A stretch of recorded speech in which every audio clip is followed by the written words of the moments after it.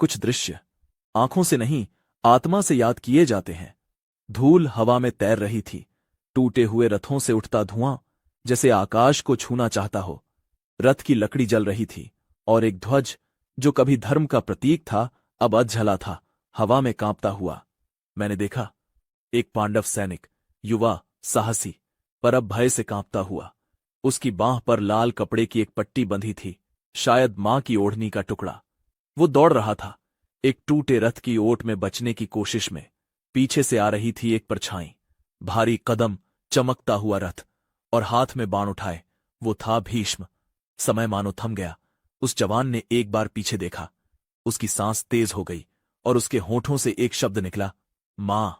भीष्म ने प्रत्यंचा खींची, बाण छूटा और हवा चीरता हुआ सीधा जाकर उसके हृदय में समा गया।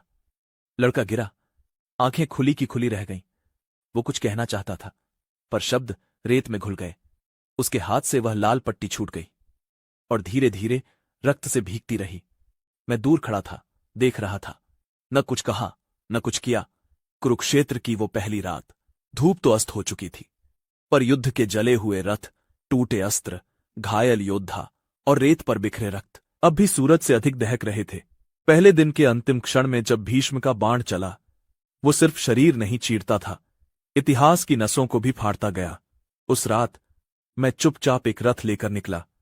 रात का अंधेरा और रेत की शांति बस एक ही दिशा में ले जा रही थी, कर्ण के शिविर की ओर।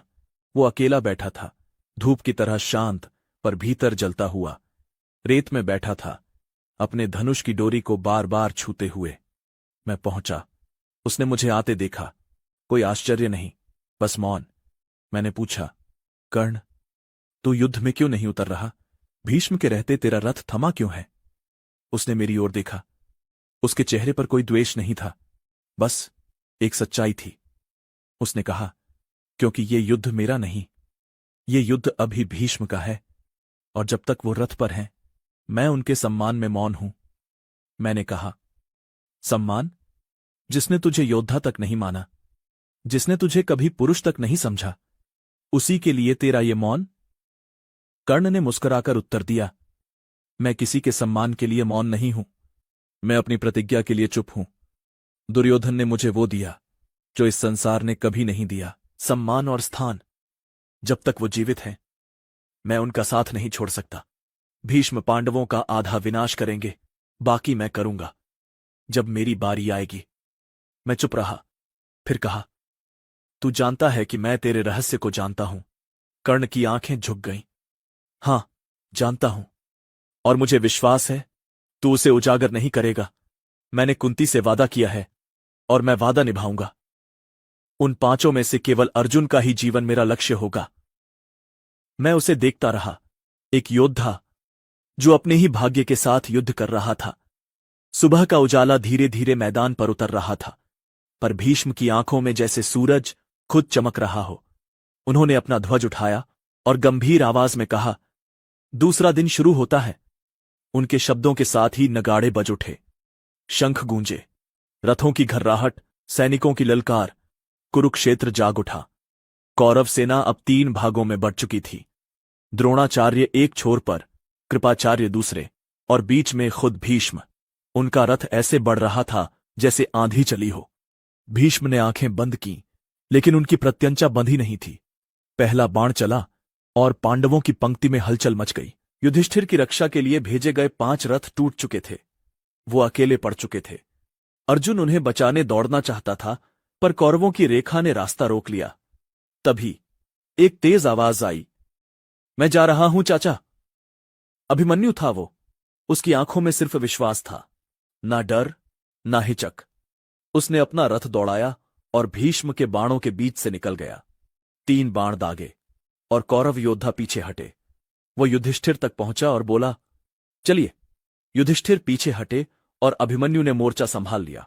दूसरी ओर भीम गरज रहा था। दुर्योधन के 10 भाई एक साथ उस पर टूट पड़े। वो चिल्ला रहे थे, भीम, तू अकेला है। भीम ने गदा घुमाई और ललकारा, मैं अकेला नहीं, मेरे साथ वो वचन है जो द्रौपदी के खुले बालों के सामने लिया था। गदा गिरी, 1, फिर दूसरा, फिर 5, 10 भाई गिरे। रेत फिर से रक्त से भर गई। दुर्योधन आग बबूला था। तंबू में जाकर द्रोणाचार्य पर बरस पड़ा। आचार्य, आप ही ने कहा था युद्ध हमारी मुट्ठी में है, पर आज मेरे 10 भाई मारे गए। अभिमन्यु भीष्म की रेखा तोड़ गया। आप कर क्या रहे हैं?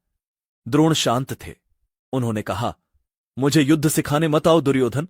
भीम तूफान है और तूफान से टकराते नहीं, उसे मोड़ते हैं। और अर्जुन? जब तक कृष्ण साथ है अर्जुन अकेला नहीं लड़ेगा। पर वो कृष्ण अब शांत नहीं रहेगा। युद्ध का रंग बदल रहा था। मेरे रथ के पास एक बाण आकर गिरा। मेरा गाल कट गया। रक्त टपका, गर्म, लाल। मैं झुका, रेत उठाई और अपने ही रक्त को देखा। धर्म की रक्षा में देवता भी लहूलुहान होते हैं। मैंने खुद से कहा। द्रौपदी के शब्द याद आए। एक दिन उनका रक्त भी बहेगा, जिन्होंने मेरा अपमान किया। मैंने कहा, हां, पर पहले मेरा बहेगा। संध्या पास आ रही थी, पर युद्ध नहीं थमा था। भीष्म अब अर्जुन की दिशा में बढ़ रहे थे। किसी ने कहा, पितामह, सूरज ढल रहा है। भीष्म बोले, संध्या मुझे नहीं रोक सकती और मेरा व्रत अधूरा नहीं रहेगा। रात धीरे धीरे उतर रही थी, पर भीष्म अकेले खड़े थे। रथ पर प्रत्यंचा खींची हुई, ध्वज हवा में लहरा रहा था। अर्जुन ने मेरी ओर देखा। वो मेरी ओर आ रहे हैं।